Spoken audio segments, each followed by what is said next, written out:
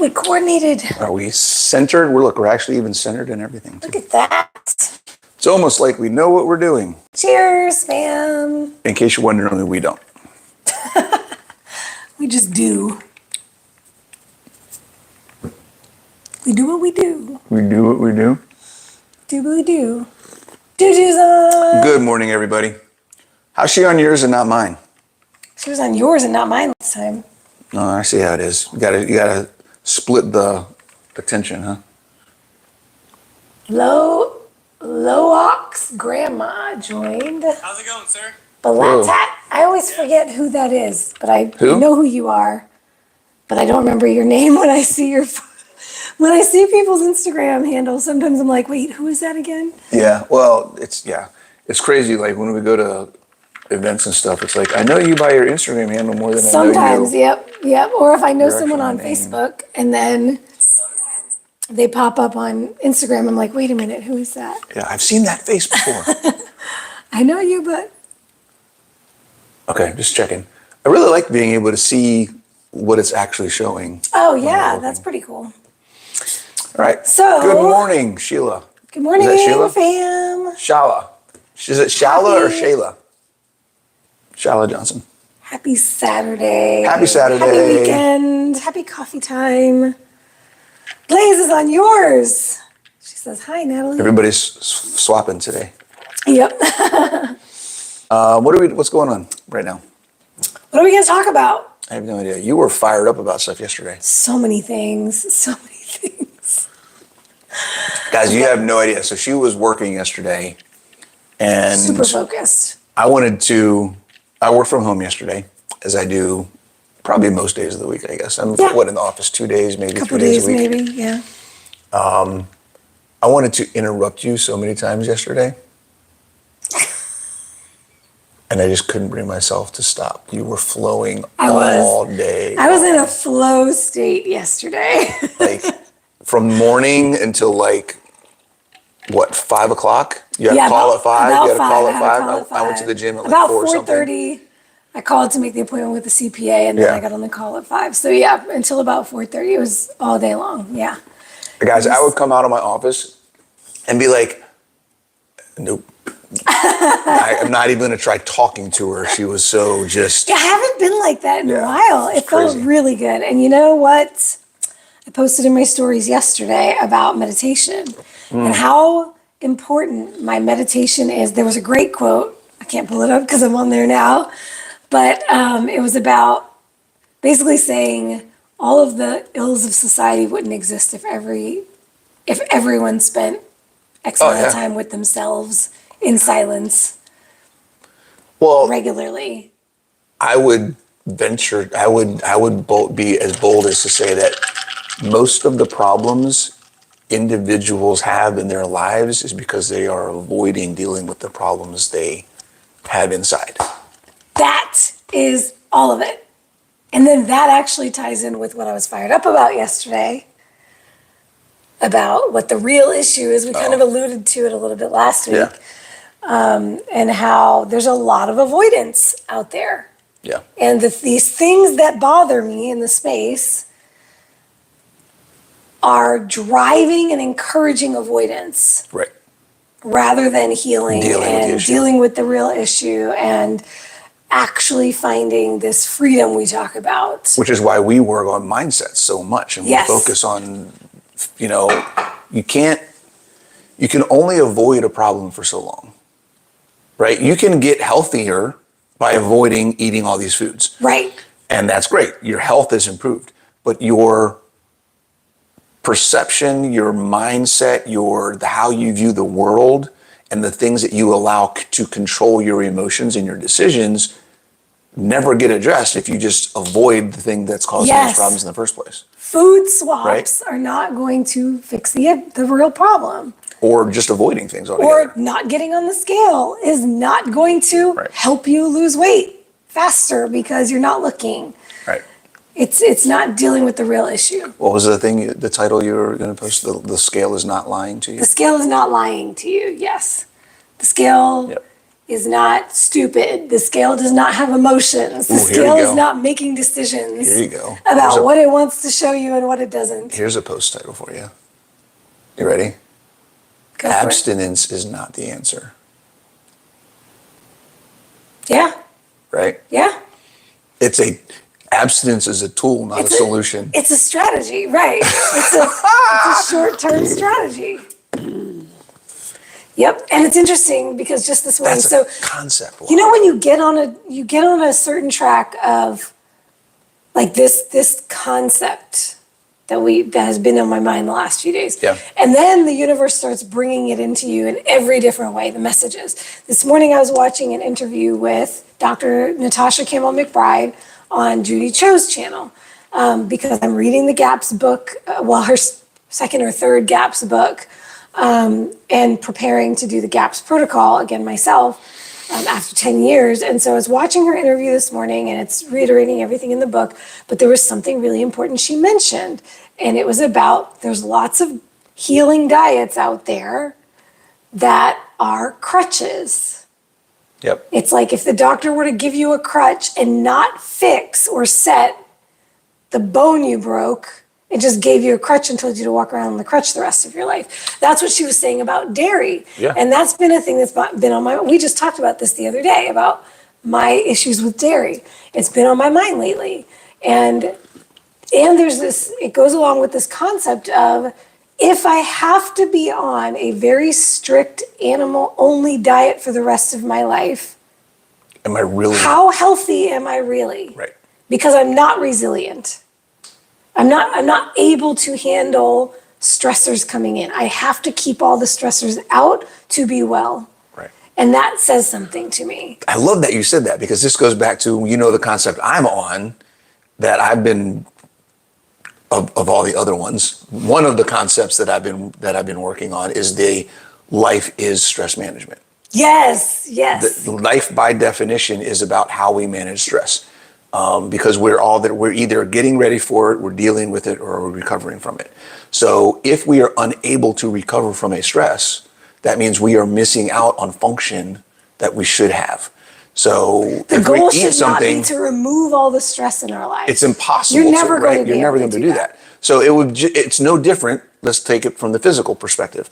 If I can't walk up and down the stairs because I'm not physically able to handle that stress, and I have to Do I just avoid stairs for the rest of my life? No. No, I have to freaking be able to do this. But a lot of people are. But a lot of people do that. What and do we see on the cruise do the ship same when we thing go with on the food. cruise ship? Oh my God. Motorized scooters, all over the place. driving up to the pizza place and the alcohol and the bars, Yep. and it's only making the problem worse. Yep. So let's just put a Band-Aid on it. It's the exact same thing. Yep. It's the exact same thing. Find a crutch, find some other way to do it that's easier, that doesn't force you to fix the actual problem. How about the statins, right? Yeah. It's Oreos now. Oreos are the new statin. Oreos are the new statin.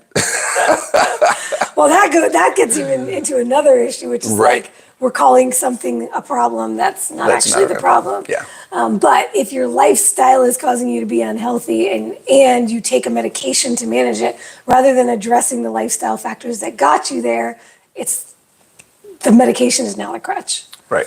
Well, I saw a post just while you were meditating. I was reading some stuff in the other room, and I don't even remember who said it or whatever. I've seen it before, but it was a reminder that I think the post said, when are doctors going to realize that, or when are doctors going to start educating people that medications don't solve a problem?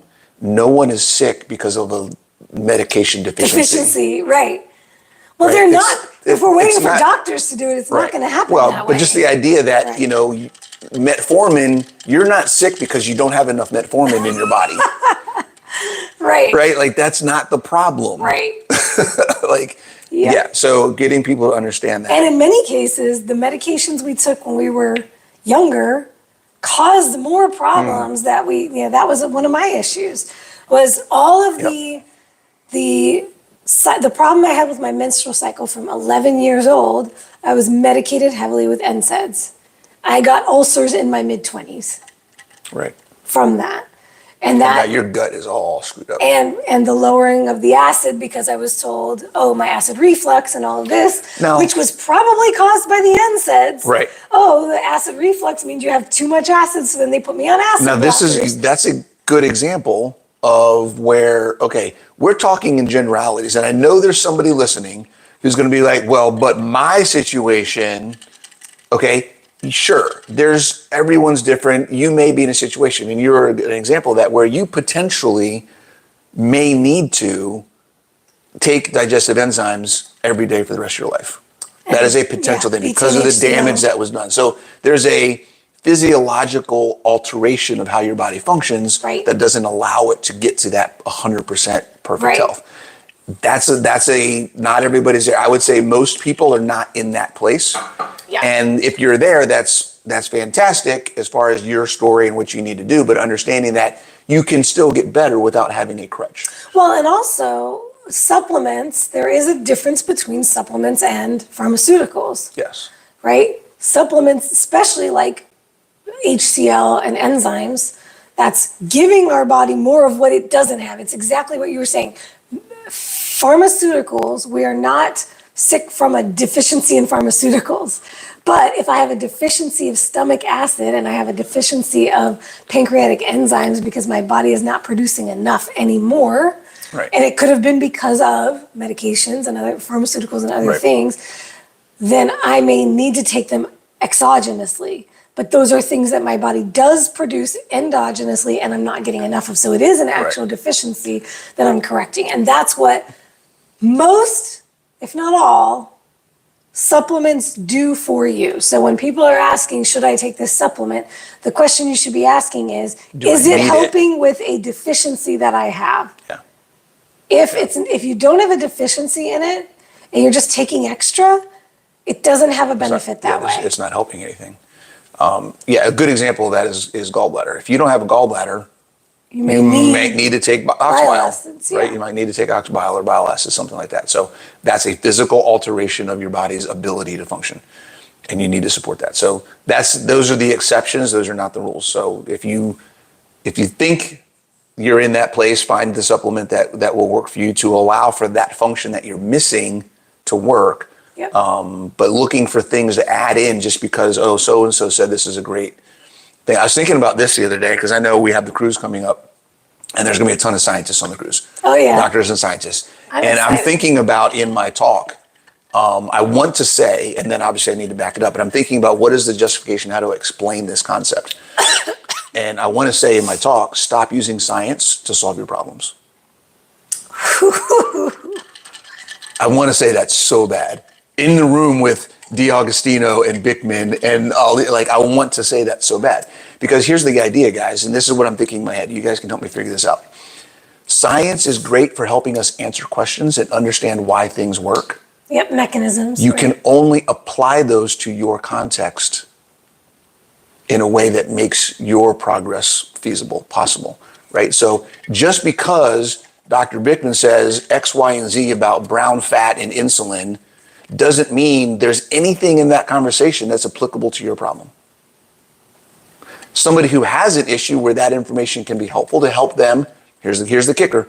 Science provides information that allows us to make decisions. Yeah. It is not the sole thing that we need to be making our decisions based on. It's part of the equation. When we talk about, where I'm at right now with all the stuff I'm talking about with context and everything else, it is one piece of 30 different things you need to be looking at to make your decision. Okay, Dr. Bickman said this about insulin. Okay, that's awesome. Do I have a problem with that? Right. If I don't have a problem with that. And do I know that that is my problem? Because a lot of the time, that sounds like me, so this is what I should do. And this is why I see so many, you see a YouTube video or you see something talking about a supplement, and you're like, I have those symptoms. Well, I'll tell you what, most of the symptoms out there are symptoms of a lot of different things. Yes. There's so many common symptoms of a multitude of problems. Right. The term metabolic, metabolic syndrome has 50 different things that could fall under that umbrella. So here's what happens when you're faced with that. How do I make this decision? There's one term that I'm going to say that I want you to understand, and that is minimum effective dose. Yes. Okay? What is the one or two things on the list of all of the things you could possibly work on that's going to give you the largest scope and span of improvement? Okay? Example. I've got all of these issues, whether it's insulin resistance, hormone imbalance, high cortisol, autoimmune, whatever. Let's just say those things. What's the one thing that you can do? Well, there's a couple things. The basics. And here's the thing. We were talking about this the other day too, because we talk about stuff. In case you guys didn't realize, we talk about this stuff all the time. All the time. We were talking about this the other day. It's like, I forget, you were talking about one of your clients or a video you saw, and it was like, oh, we were talking about a video that one of us watched. Oh, your training that you were going through. And it was like, all these problems, just do this. And it's like, it's the same answer 90% of the time. Yep. Get more sleep, build muscle, don't eat a bunch of crap. Yep. That will solve 90% of your problems. You don't need to worry about all the other stuff. This is why we talk about, we're not fans of biohacks. We're not fans of all these do this fasting, do this cold thing, do this whatever. Because most of the time, you don't need to do it. Most of the time, people are trying to use it as a Band-Aid without dealing with the real issue. Right. And that's what got me started yesterday, was this post about the scale. And I was like, should I go there? No, because you have a whole posted. You have a whole thing you want to do. Don't waste it all here. I feel like I could do. You were talking about doing a series. You're talking about doing a series. I'll just add this. I'll say this. It's like a spectrum. This is popular med. So we know during the vid over the past couple of years, and now we have people talking about what was real, what wasn't, what was lies, and all that kind of stuff. One of the common themes of posts that I've seen, particularly on Mike Mutzel's Metabolic Mike, he was posting a lot. I think Rob Wolf did as well, where they'd show someone at the grocery store wearing a mask or masking in their car, but their grocery cart is full of junk. All of this junk, right? A lot of you are doing the same thing with biohacks, right? You're wearing your mask, equivalent to I'm doing my fasting, I'm doing my red light, I'm doing sauna, I'm doing cold, I'm doing all these things. And then you're going out and eating all the processed food that has keto on the label and drinking alcohol, not getting enough sleep, working out too much. You're doing all of the basic stuff poorly.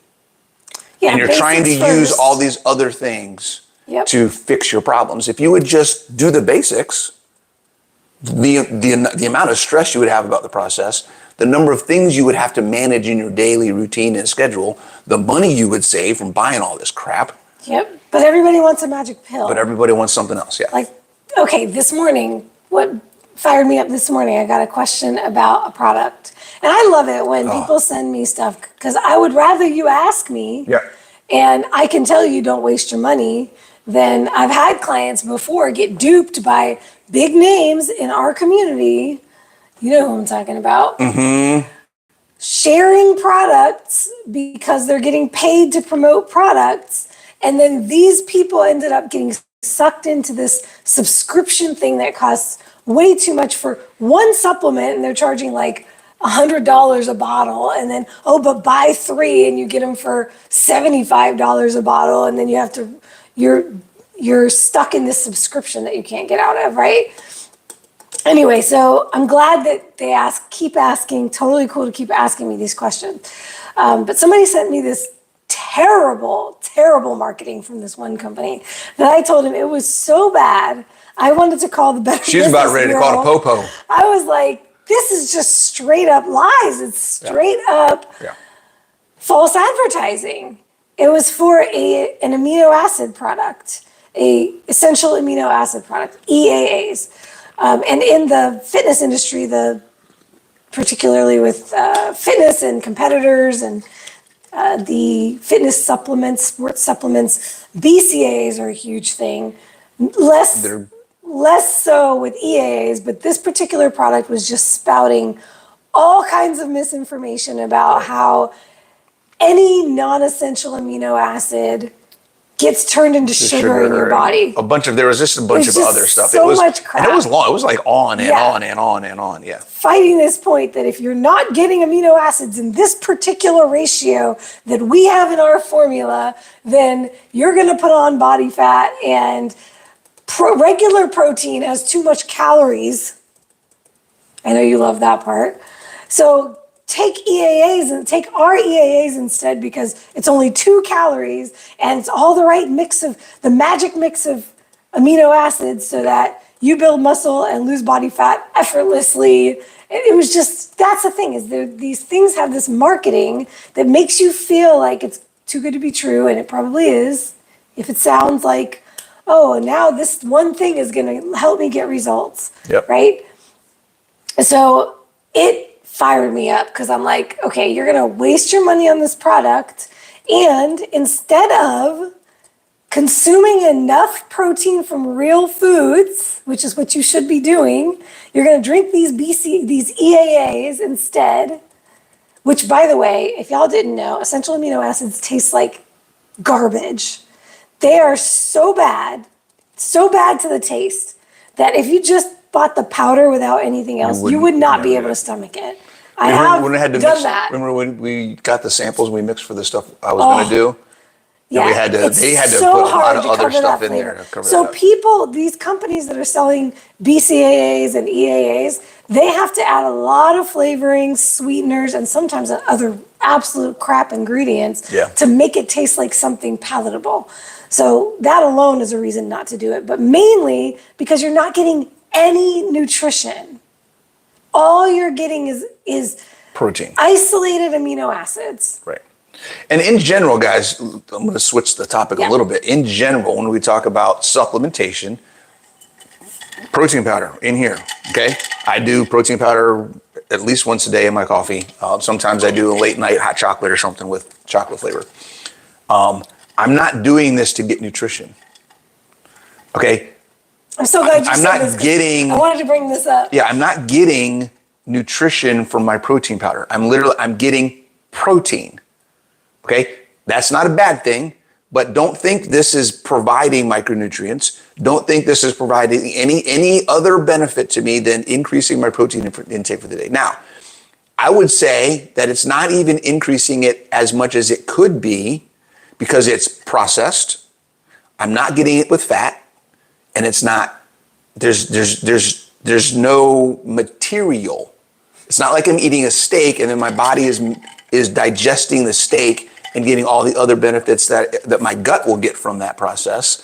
It's just processed protein. Yep. Why do I do this if I know that I'm not getting nutrition out of it? Okay, because right now it's better than anything else I could do from an enjoyment perspective. I'm not doing coffee. So this is my replacement for coffee. This is coffee flavored. There's a little bit of coffee in it, but it's like when I drink a whole thing. And I see a benefit in getting more protein in general, but I'm not counting on this To get me anywhere at all. I don't count this in my protein intake. Okay, this is extra. This is a supplement on top of the base. Protein powders are supplements, and ultimately all supplements are supplemental. They should not be foundational. They are added to. Yeah. That's perfect, because I wanted to talk about how and why I use protein powders. Go for it. Gotta take these socks off. I'm breaking out. My advice is always going to be, if you have not yet been taking protein powder and you're asking, should I start taking it? Because it's a very common question I get from new clients. I always say, if you're not already taking it, I don't encourage you to just start taking it, especially if you're not yet hitting your protein targets. That's a common thing. If you have, a lot of women come to me from high-fat carnivore or high-fat keto, which means they're eating low protein. Or even if they come to me from standard American diet, they're eating low protein. So one of the first things we do when I set their macros is all of a sudden they have this big protein goal to hit. Yep. And I do encourage them to work their way up to it. They don't have to be, immediately overnight doubling their protein, because that's going to be hard on the digestive system. So a lot of the time, they're thinking, oh, great, I'll get a protein powder and that'll help. Well, here's the thing. Although, and this was interesting because the EAA company was saying it's so much better than whey because whey is going to make you gain fat and it's going to turn to sugar. The most beneficial protein powder that you could consume if you can handle it is whey. That is the protein source. Whey or casein. The combo of the two would probably be the best bang for your buck if you're trying to use protein powder to help with muscle protein synthesis. Right. Meaning giving your body what it needs in terms of protein to build tissue. Now, that being said, I don't encourage anyone to use protein powder to try to hit their protein goals. Bingo. I would rather, and the way that I use protein, I would rather you hit your protein target with real food, whole food, meat, eggs, dairy if you can handle dairy. And then the only way I use protein powder is to replace dessert. That's a really good. That is it. That's a really good thought process. It is the best dessert replacement because it is a sweet taste. Most protein powders are going to give you some kind of flavor like a chocolate, vanilla, strawberry, peanut butter, whatever you like. Peanut butter. Now you're getting, it's a bridge. Peanut butter and jelly time. Yes, it is. It's what I call a bridge. Okay. So if you are currently eating all the things and you can't stick to your diet and you're doing spoonfuls of peanut butter a day or you're eating cookies and all the crap, right? And you can't get off of it. And you're like, oh my God, I really want to get healthy or I want to go keto or whatever it is, but I keep cheating with all this junk. I love protein powder desserts, shakes, desserts in your coffee as a bridge to get you over that hump. And then here's the thing, it's not an unhealthy thing to have in your life. So if you need that crutch, you could have a protein powder dessert every day and it would not cause any physiological problems. Right. Right. For the most part. Right. For most people. Right. Some people, if you're very sensitive, you're sensitive to whatever sweeteners they're using, things of that nature, then it still could. Gut problems. Then you try to find a product or a version that doesn't have that stuff. Now, that's not dealing with the real issue that we talked about before, but it is a great step in the right direction. Yeah. And personally, it is the only way I use protein powder. I don't even use it in my coffee anymore. No, and I want to clarify. I do track my protein, and I track my protein intake from here when I'm tracking, but I don't count it towards my daily goal. It's not like because I had these 2 shakes today, then I don't have to eat dinner. Exactly right. You should. It's a rule of thumb. I like to say never replace a meal with a protein shake. Yep. Get your meals, and then it's a great little extra. And if you're dealing with like the sweet tooth, you can make a small end of the meal sweet thing with your protein after every meal if you need to do that at first. And then if you realize that you're really leaning on that as a crutch, then I would say when you're ready to really work on the mental side, then you can start to take that away. There have been times during my preps in particular when, calories are low, I'm training a lot, my energy is low and all of that. And I usually try to take out as much, if not all of the things that are inflammatory to me out during that time. So I will lean more heavily on protein, snacks and treats when I'm on prep. Mm-hmm. And I've done that every single day during, weeks and months at a time. And then there've been other times where I'm like, you know what? I feel like this is too much of a crutch and it's having power over me, which we were talking about last night. And I have gone through a period of time where I'm like, you know what, I'm taking all the protein powder out. Or if I'm having gut troubles, then I've taken it out for that purpose. Yeah. When I do too much protein powder for a while, then I have gut troubles too. Yeah. So, let's see. We've both gotten some questions. Okay, I was going to say, can we segue? Yeah. Let's see. Let's see what I got. We got Shayla. Hey, Shayla. Thank you. She says, y'all look great. Thank you, Shayla. Kristen's on. Good morning. You two are wonderful spirits. Oh, thank you. Supa J says, Coach Nat and B, love you guys sharing the truth. That's what we're here for. Juliana said patio dinner looked great. Oh my God, okay, at first I was disappointed in the fish. We had a date night last night. It was I was awesome. disappointed in the fish at first. The first It was couple a bites. massive piece of The what first did you couple get? bites, trout. Trout. Rainbow trout. The first couple bites were like, ooh, this is burnt or something. Like there was some flavoring or It did something have on like it. a char on the outside. And I was like, I don't know if I'm gonna like this. And then as I got into the meatier parts, it was really good. And I had a total refeed last night.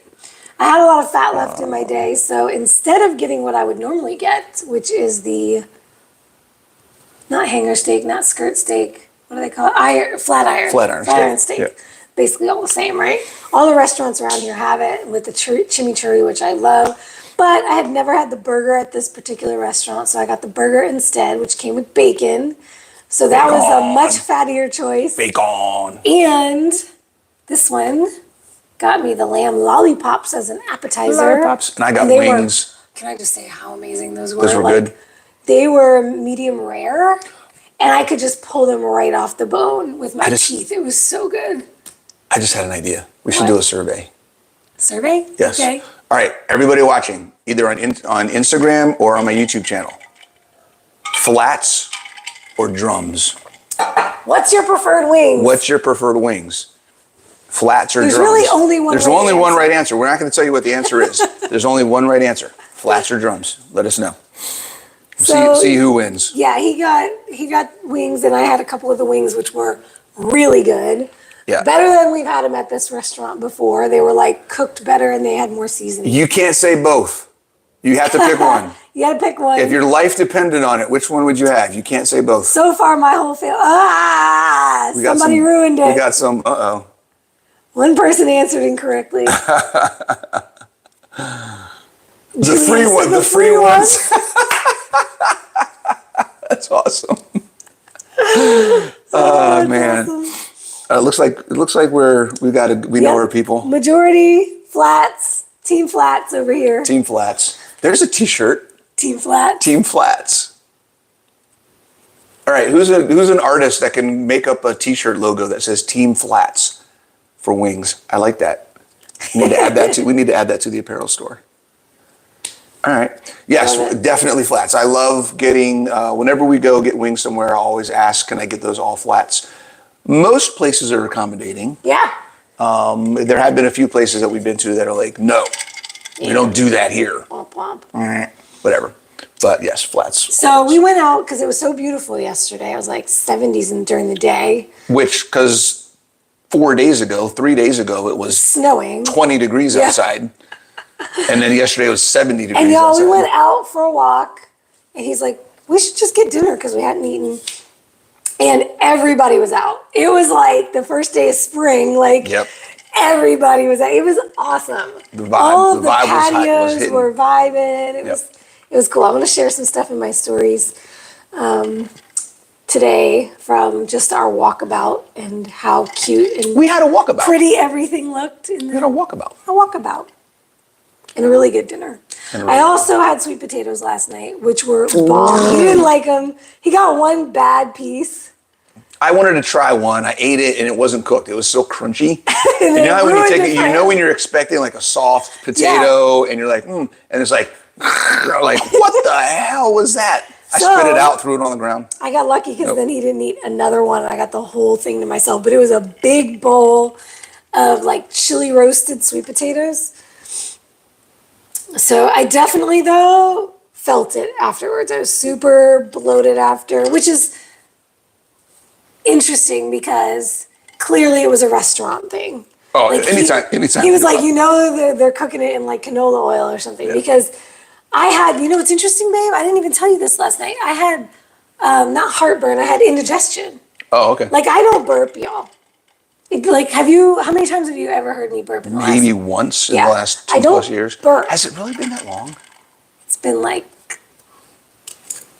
2.5 years-ish. October. Yeah. 2 1/3. Has it really been that long? 2 1/4. Yeah. Wow. Yeah. That's crazy. We've started year 3. Yeah, we have. We're 3 months into year 3.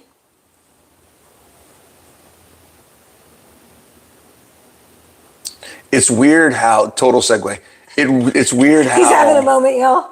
It's weird how it doesn't seem like it's been that long on one side But of it the also thing, but it feels also like it's seems been like it's been forever. like forever. Yeah. Like this is what my life has been forever. How weird is that? New norms. Wow. Have you gotten used to me yet? He always used to say, I will never No. get used to you. No, I'm still not used to you. So yeah, last night I had indigestion, bloat. It was very uncomfortable. And it just reminded me, because here's the thing, restaurant food is always going to be a stressor to the body. It's always going to have something, it's inflammatory. Right. It's almost impossible to avoid it. You don't have control. You don't have nearly as much control over what they're doing to the food as if you were cooking it at home. Right. Right. So yeah. So there's always likely that it will cause some inflammation. However, this just reminded me last night of why I want to do this GAPS protocol, because I want my body to be resilient. I want my gut to be strong and healthy and be able to handle the The stress. occasional dining out without causing all of these Right. immediate acute symptoms. It's just like fitness. If you want to be good at things that are happening to you physically outside in the real world, you have to train your body in the gym.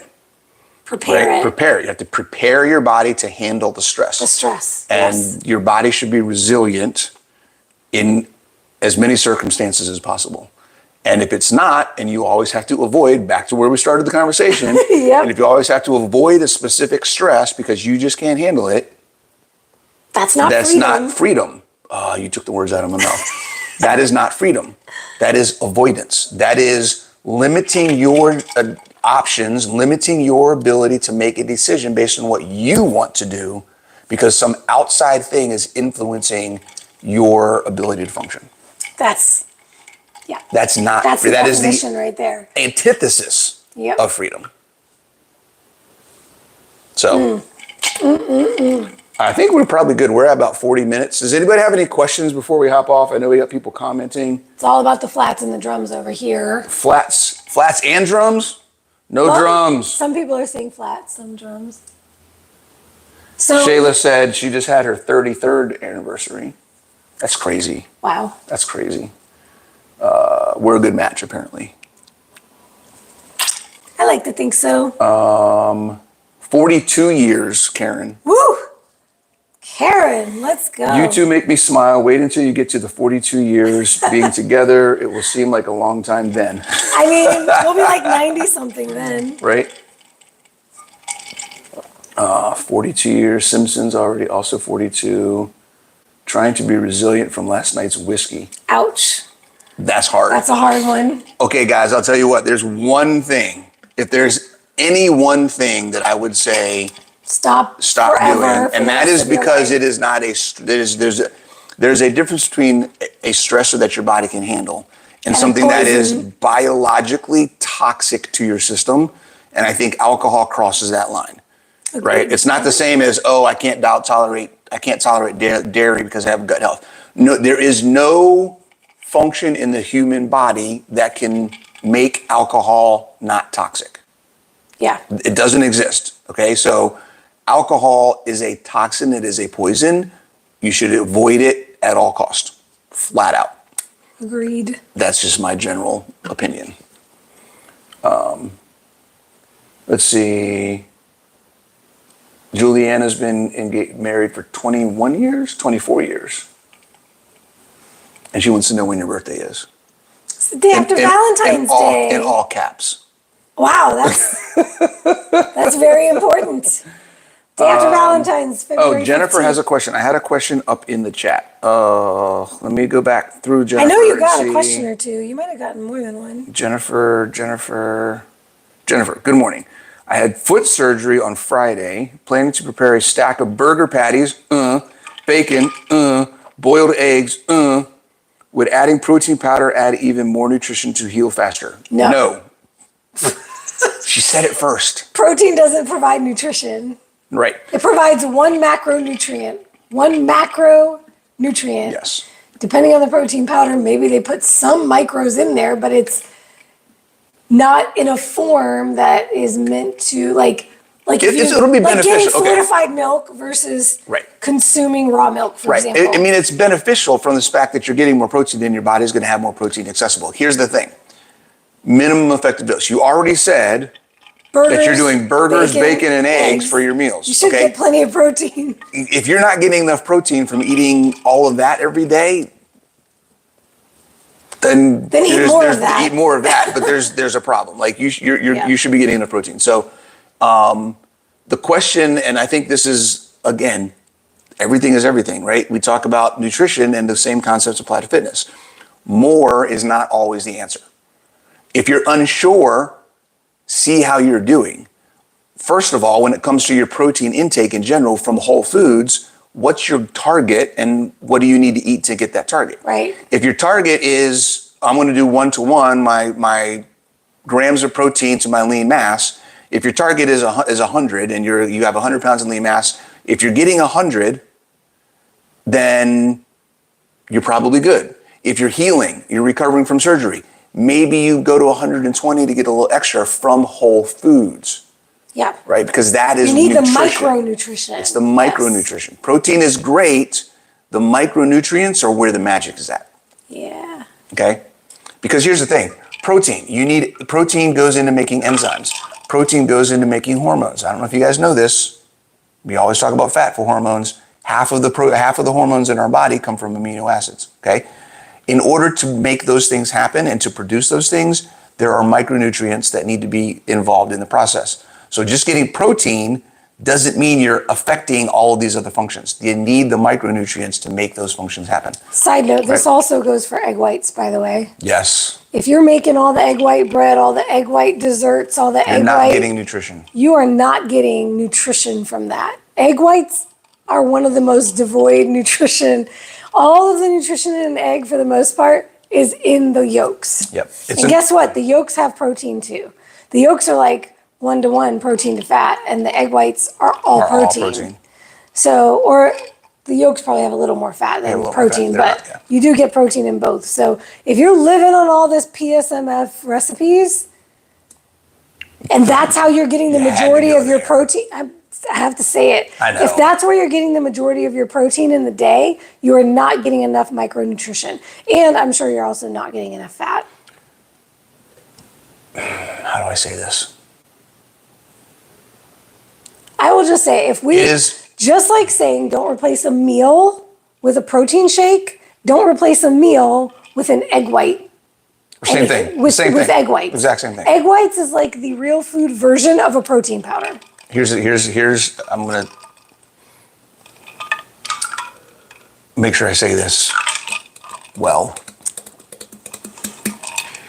If a majority of your meals consist of PSMF recipes, you are very likely undernourished.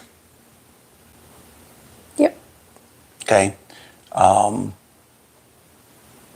There are the way that we talk about macros and how we manage macros. The key word is adequate based on need. Okay. Those are the things to understand. You need fat. If you are not getting fat as part of your whole food nutrition, then you were missing out on all the benefits. You're missing out on all the benefits. If you're keto and you're carnivore and most of your food is coming from PSMF food or shakes, you are missing out on all the benefits of being keto or carnivore. Yep. It's you are going the wrong direction because you're not actually keto or carnivore. You know, I hate putting labels on stuff, but I'll say the core definition of a ketogenic or a carnivore diet starts with whole food options. Yep. That is it. Whole food, animal-based nutrition. Okay? That is the core. So there is no food that we find in nature that is animal-based. That's okay, 100% that is devoid of fat. So if we want to talk about the paleo mindset or the caveman mindset or eating ancestrally, I don't know any archaeologist or historian that has any record or has ever talked about cavemen hunting a mammoth And then, and then only trimming eating, all the fat off only of eating the lean everything and meat. only eating the lean meat. Also, what I always like to say for those who are in the high fat 80% camp and your protein's low, there were no cavemen that only took the fat off Right, the same animal thing. And didn't eat or took the fat from this animal to add to this other animal so that they can get their fat ratio up higher. Right. Yeah. Doesn't work that way. I got a great comment that I do want to address because Go for this it. is the one of, or an example of a population that can benefit from using shakes. Okay. Gastric bypass. She says, having trouble starting carnivore because I had gastric bypass, having trouble getting enough food in. And this fits into the biological alteration of the body that changes how it functions, and you have to have a supplementation. Now, what I would say in that case, great idea, do a lot of fluffy scrambled eggs. Because egg yolks are nature's multivitamin. Yep. You are going to get the most micronutrient from egg yolks more than anything else. So I would do egg yolks, I would do textured things that have a texture that you can more easily get down. I've been really obsessed this week with canned salmon and making salmon salad with our Primal Kitchen avocado mayo. You can use all kinds of, you can do like a tallow mayo, a bacon mayo if you're pure animal based, or a butter mayo and stuff like that, and mix it with stuff like that. I love seafood for micronutrition. A lot of carnivores out there are only doing beef. Oh my God. If you're not eating seafood, you're missing out. And that's great. Even just from a variety standpoint. That you're doing beef, because the other thing is, I would say a lot of people in the more standard bodybuilding space and all that are like living on chicken. And chicken is going to be a lower nutrient profile than beef. So we absolutely want you to be consuming beef, lamb, ruminants, right? But that is not the only way you have to do it, just because you see people out there saying it's not carnivore if you're eating anything other than ruminants. Seafood is fantastic for micronutrition. That's where you're going to get your essential fatty acids from. Especially if you don't want to take a fish oil supplement. Yeah. So I would say, those textural things that make it easier to consume more. When you've had gastric bypass, when you've had any of those kinds of things that make it to where you can't eat a lot, don't do things like grilled chicken, steaks. Like, it's going to be a lot harder to chew and digest and get that through your system and eat a large amount. What you've been doing with the crock pot lately. Oh my God, that's brilliant. Because it's so soft. It's so soft. So guys, if you have a gastric bypass, this is something that I've been doing, not because I've had a gastric bypass, it's just turned out that this is how it's become. So I started taking ground beef and putting it in the crock pot. Literally, what was that stuff you bought? Like 5 pound? Oh yeah, like 6 pounds. 5 or 6 pounds of ground beef, throw it in the crock pot, turn it on, and it just let it cook for 5 to 8 hours. Like usually in about 5 hours it's done, but I just keep it in the crock pot. And I just rerun it, scoop it out into a bowl, and then when it's gone, it's gone. So easy to consume that way. But the texture of it, it literally, it's like it just falls apart. It smushes in your mouth. Like for someone who's had a gastric bypass, it's such an easy way. The broth. Oh yeah. Like everything stays there, so you're getting all of it. It's not getting cooked off in the pan when you fry it. It's freaking fantastic. That's okay. So this is the basis of a GAPS diet, which is what I want to go on to fully heal my gut. I did it 10 years ago, and it healed my gut. And then I was a dummy, and I went and ate a bunch of crap, and ruined it again. But all it is super simple. The intro diet for GAPS, which is the most healing part of the diet, is you take everything out. You start with just broth, and then you cook your meats in broth, and you eat the meat with the broth. And then you slowly add from there, and you do like these probiotic juices and stuff like that. But that's the basis of it. So it's the easiest thing, and it's the easiest way to get bioavailable nutrition is cooking meat in broth. So slow cooked, or especially if you have issues with histamine, you can do like an Instant Pot like a quicker way to cook it, like a stock. When the meat just falls off the bone, I love to do big roasts in the crock pot overnight and let it just fall apart and it's shredded. We should just buy a bunch of crock pots and just have like a counter full of crock I think pots. we need another crock pot now that you're using it all the time. Yeah. So, but that is the best way to get it down when you're having a hard time consuming. Even if you haven't had gastric bypass, but you're just starting to try to eat more protein and you find, it's tough. All of my clients, it's the first thing they say, like, this is so much food, do I have to force it down? Yeah. And one of the easiest things you can do is to change the texture of the things that you're eating by cooking it differently. Mm-hmm. And it will really help. Yep. Yeah. Cool. Also, seafood, another vote for seafood. It's usually really high in protein and lower in fat. So if you do want to eat the higher fat red meats, you throw in some fish with that or some shrimp if you can handle it. And you're still getting enough fat in general, but you're increasing protein intake. How much fish could you eat? You could probably eat 2 times the fish that you could eat in red meat. Fish. Oh yeah. Because it's not as filling. Yeah. Yeah, it's not as filling, especially the flaky white fish like the one you had last night. It's just like I could go back eat there for dinner tonight. I could eat flounder. I could eat like 2 pounds of flounder and still be hungry. Well, what I was going to say. It's like it just evaporates. For somebody, okay, and I don't know if this is you, if you like this or not. A lot of people don't. But if you've had gastric bypass, I would personally, if I had gastric bypass, I would use that as an immense excuse to have sushi every day. I would have sashimi, particularly tuna, because you can put it down. I would tear up some sashimi every day. Raw fish is one of the most digestible things. Like that. That's another thing about the way you cook it is when we're air frying and grilling things till there's char on it. That's taking the nutrients out of it. It's you're removing some of those nutrients. So boiling, slow cooking, braising in the broth, raw, rare, cooking things very rare, your steaks rare, things like that. That's pretty much how we do. Outside of the crock pot meat, when we do steaks and stuff, I'm usually a little more rare than you are, but. Yeah, but I'm definitely opening up to it more and more. Those lamb chops that were medium rare last night were so good. So okay. Yeah, there's some good tips for you. You got any other questions on yours or anything before we? Crock pot. Yep, great idea.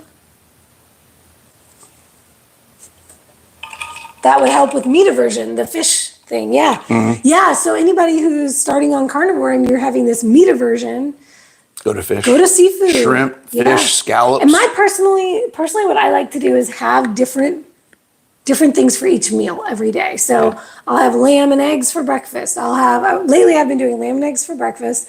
I've been doing some sort of seafood, sardines or salmon for lunch. And then for dinner, I'm doing beef.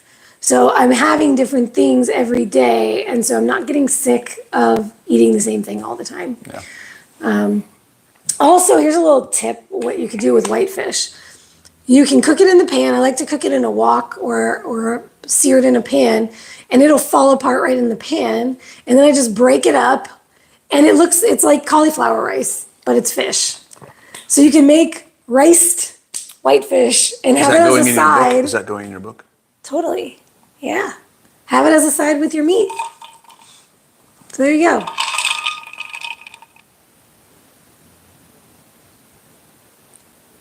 We're not doing that. We're going to end on that. We're not doing that.